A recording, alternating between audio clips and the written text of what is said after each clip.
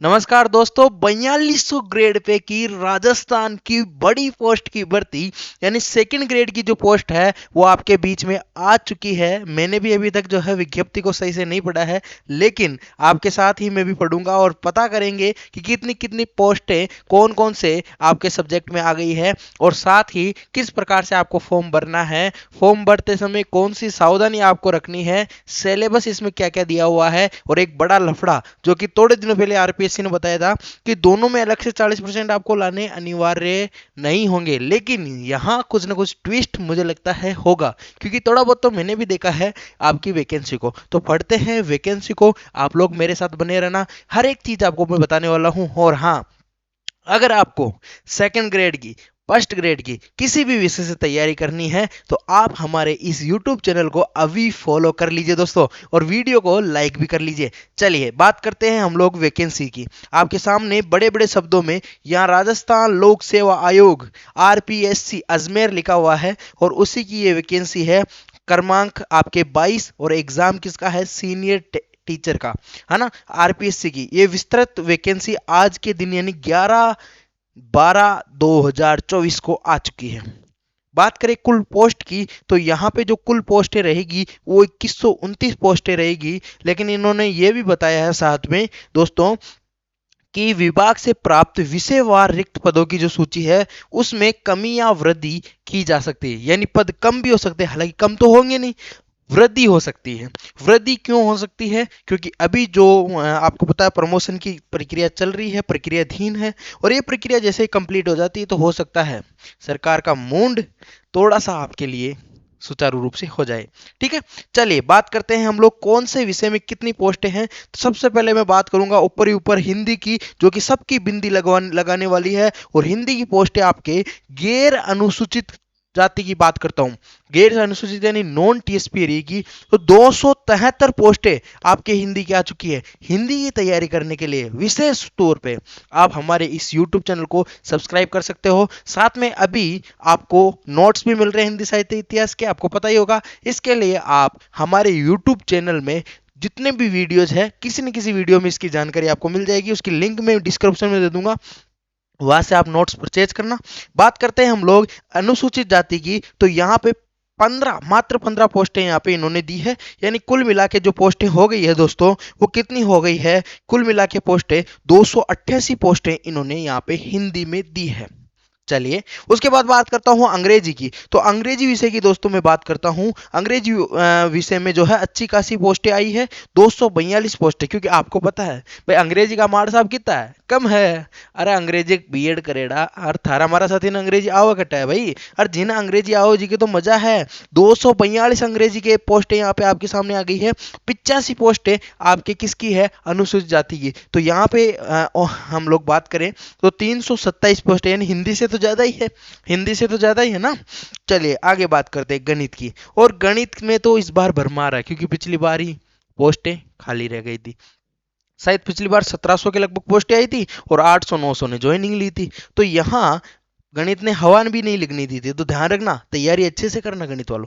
539 पोस्टें, सबसे ज्यादा 539 पोस्टें, और जो जो मास्टर नहीं बनेगा ना इसमें वो करम फूटा होगा भाई। 539 पोस्टें यहाँ पे आ गई है। 155 पोस्टें अनुसूचित क्षेत्र हेतु, और यहाँ पे 494 पोस्टें, टोटल 494 पोस्टें जो है आपके गणित के आ गई दोस्तों। बात करते हैं विज्ञान की अगले चरण में, तो 261 पोस्टें आपके गैर अनुसूचित में और आपके 89 आपके अनुसूचित में, यानी 350 पोस्टें यहां भी है, बहुत अच्छी बात है।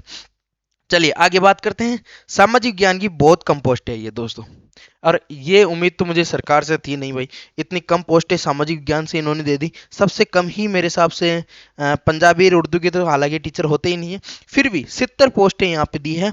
18 पोस्टें आपके अनुसूचित जाति की और 88 पोस्टें यहाँ पे रहेगी। अरे संस्कृत वालों, आपको बहुत बढ़िया अपॉर्चुनिटी यहाँ पे दी है सेकंड ग्रेड के लिए। 276 बहुत अच्छी पोस्टें होती है, 276 संस्कृत के लिए अगर मैं बात करता हूँ तो, और अंग्रेजी वाले भी, ठीक है। 33 पोस्टें यहाँ पे आपको अनुसूचित क्षेत्र में टीएसपी में, 309 पोस्टें यहाँ पे आपको देखने को मिल रही है। उसके बाद बात करते हैं, ये दोनों की मैं बात नहीं करूंगा, यहाँ पे 64 और 2 है, आप लोग पढ़ लेना इसको, ठीक है। तो 2129 पोस्टों पे है, जिसमें से 1727 पोस्ट है, 1727 पोस्टें आपके नॉन टीएसपी है। मैं इसकी बात क्यों कर रहा हूं, क्योंकि आपको पता है ज्यादातर अभ्यर्थी जो मेरे सब्सक्राइबर हैं, मुझे लगता है कि नॉन टीएसपी के होंगे, और जो टीएसपी वाले हैं उनके लिए भी 402 पदों की बढ़िया यहाँ पे राहत मिल रही है। चलिए, ऑनलाइन जो आपको फॉर्म भरना है उसके लिए यहाँ पे कुछ जानकारी दी हुई है, वो भी आपको बताऊंगा। और आगे एक बड़ा ट्विस्ट आने वाला है, अगर आपने नहीं इसको पूरा देखा तो फिर दिक्कत हो सकती है भाई। चलिए बात करते हैं अनुसूचित क्षेत्र के जो अभ्यर्थी है, अनुसूचित क्षेत्र के अभ्यर्थी गैर अनुसूचित क्षेत्र की रिक्तियों के विरुद्ध भी आवेदन कर सकता है। यानी कि जो टीएसपी वाला है वो नॉन टीएसपी में भी फॉर्म भर सकता है। तो आप लोग ये टेंशन मत लेना कि अरे यार मेरे तो यहाँ पे कम पोस्ट है, आप नॉन टीएसपी के लिए फॉर्म भर सकते हो, लेकिन जो नॉन टीएसपी वाला है वो टीएसपी क्षेत्र में नहीं जा सकता है, ठीक है ना भाई। आपको पता ही होगा भाई, जनरल वाला आपको पता है ओबीसी के फॉर्म नहीं भर सकता है, लेकिन ओबीसी वाला तो जनरल फाइट कर ही सकता है ना दोस्तों। चलिए आगे बात करते हैं, यहाँ पे जो इंपॉर्टेंट होंगे ना अपन वही उसी पे बात करेंगे, इंपॉर्टेंट पे ही बात करेंगे। चलिए, तो यहाँ पे आपको शैक्षणिक योग्यता क्या होगी, हालांकि सभी को पता होगा क्योंकि बहुत सारे लोग लगे हुए हैं मेरे दोस्त, है ना। अगर नहीं लगे हुए हैं तो भी बात करता हूँ, हिंदी, अंग्रेजी, गणित और संस्कृत और उर्दू और पंजाबी विषय के लिए जो है आपको क्या चाहिए, ग्रेजुएट चाहिए। एक तो यूजीसी से जो भी रिकॉग्नाइज यूनिवर्सिटी है उससे ग्रेजुएशन चाहिए, कौन सब्जेक्ट में, और सब्जेक्ट आपके पास होना चाहिए कौन सा, ऑप्शनल के रूप में आपके पास में इनमें से जिसमें आपको सेकंड ग्रेड के लिए आपको अप्लाई करना है, उसमें आपको जो है उसके एक सब्जेक्ट के रूप में वो आपके होना चाहिए, ठीक है।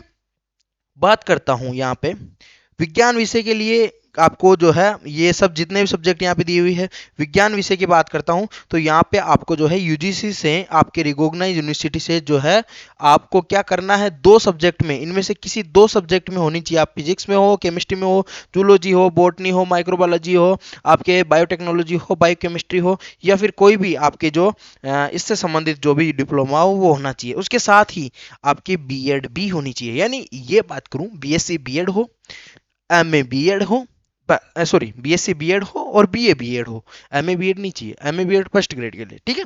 तो चलो मैंने पूरी पूरी बता दी आपको।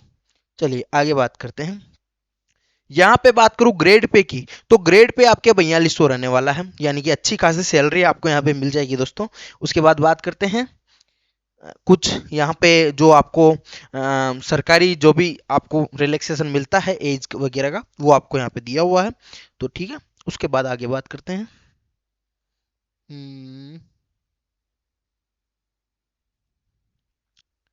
चलिए आगे आगे आगे आ जाइए। कुछ इंपॉर्टेंट जो चीज होगी वो मैं आपको, आवेदन तिथि, सबसे इंपॉर्टेंट आवेदन तिथि यहाँ पे आपको पता होना चाहिए। आवेदन तिथि 26/12/2024 से 24/1/2000, यानी पूरा पूरा एक महीना पड़ा है भाई, आराम से भर देना पूरा। और मैं तो कहता हूँ शुरुआत में भर देना, ताकि पहले दिन ही जल्दी में आपका हो जाए पेपर, ठीक है। फिर बात करता हूँ आगे। चलिए, हालांकि एक ही पेपर होगा यहाँ पे, तो मुझे लगता है एक और एक दो पेपर होंगे, ठीक है। चलिए आगे बात करते हैं, ओटीआर आपको जो है फिल किया हुआ होगा आपने, वन टाइम रजिस्ट्रेशन जो कि होता है, अगर वो कर रखा है तो फिर कोई दिक्कत नहीं है। आगे बात करते हैं इसके बारे में, इससे आगे की बात करते हैं भाई। चलिए चलिए चलिए चलिए, ओटीआर का 500 रुपये शुल्क होगा, जो कि अगर आप लोगों ने दिए दे रखा होगा तो कोई दिक्कत नहीं है, अगर नहीं दे रखा होगा तो फिर आपको वही शुल्क आपको देना पड़ेगा। तो अभी तो शुल्क फ्री कर रखा है ना।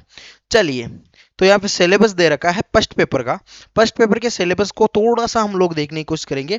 फिर सेकंड पेपर में तो आपको जो अलग से हम लोग क्लास लेंगे, जैसे विज्ञान वाले की विज्ञान वाले हम आराम से लेंगे, और हिंदी वाले की मैम आपकी अलग से लेगी क्लास, ठीक है। उसमें ठीक है, थोड़ा सा उसमें पता चल जाएगा।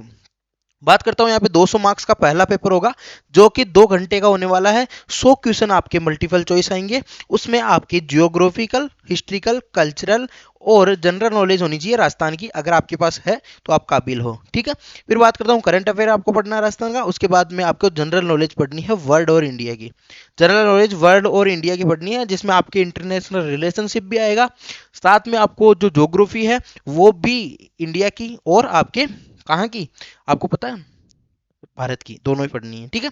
उसके बाद में बात करता हूँ education physiology, sorry education psychology, थोड़ा सा है ना, प्रोनाउंसिएशन में थोड़ी सी दिक्कत हो गई, ठीक है। बात करते हैं एजुकेशन साइकोलॉजी की, तो वो भी आपकी अच्छी खासी यहाँ पे आने वाली है, वो फर्स्ट पेपर में, ठीक है। चलिए आगे बात करते हैं। पेपर सेकंड में 300 मार्क्स का होने वाला है, 2.5 घंटे का पेपर होगा, मल्टीपल चॉइस 150 क्वेश्चन होंगे, है ना। उसके बाद आपको 40% यहाँ पे लाने हैं, 40%, ठीक है ना। इसमें 40% तो और इसमें भी 40%, यानी कि यहाँ पे आपको दोनों ही पेपर में अलग अलग से 40% लाने हैं दोस्तों। ये मत कह देना कि सर दोनों में मिला के, वो पहले वाली बात है ना, वो झूठी थी भाई, ठीक है। आगे बात करते हैं भाई। चलिए यहाँ पे 5 ऑप्शन आएंगे आपके, तो पांचवा ऑप्शन जिसको नहीं आ रहा है वो पांचवा ऑप्शन भरेगा, ये तो कोई नई बात नहीं है, आप लोगों ने कर रखा होगा। चलिए आगे आगे बात करते हैं। सिलेबस के लिए शायद अलग से नोटिफिकेशन जारी करेंगे ये। चलिए, तो पूरी पूरी वैकेंसी हम लोगों ने पढ़ी। तो यहाँ पे आपको क्या ध्यान रखना है, एक तो आप ओटीआर जब भी फिल करो, ओटीआर फिल करो तो आराम से करो, 500 रुपये या 600 रुपये जो भी उसकी फीस है वो दे देना, बात खत्म। और दूसरी बात, यहाँ पे सिलेबस देख लो, सिलेबस 2 पेपर यहाँ पे होंगे, फर्स्ट पेपर में जीके आएगा, सेकंड पेपर में आपके सब्जेक्ट आएगा। दूसरी बात, अगर आपने बीए कर रखा है, अगर आप बीएड के फाइनल ईयर में हो, ठीक है, तो आप लोग फॉर्म भर सकते हो, कोई दिक्कत नहीं है। लेकिन यहाँ पे एक और चीज, आप जाति के जो प्रमाण पत्र है वो अभी से बनवा के रख लेना, ठीक है। तो 1-2 दिन में जाति का प्रमाण पत्र आपके बन जाता है, कोई दिक्कत आपको आएगी नहीं। चलो दोस्तों, तो मैंने सब कुछ जानकारी आपके यहाँ पे दे दी है। सिलेबस के लिए हम लोग अलग से एक पूरी की पूरी वीडियो जो है वो लेके आएंगे, क्योंकि यहाँ सिलेबस बताने का कोई मतलब नहीं है, इतने सारे विषय हैं, उनके सिलेबस बताने का कोई तात्पर्य या औचित्य मुझे लगता नहीं है। चलिए मिलते हैं किसी और अन्य वीडियो में, तब तक के लिए राम राम साहब।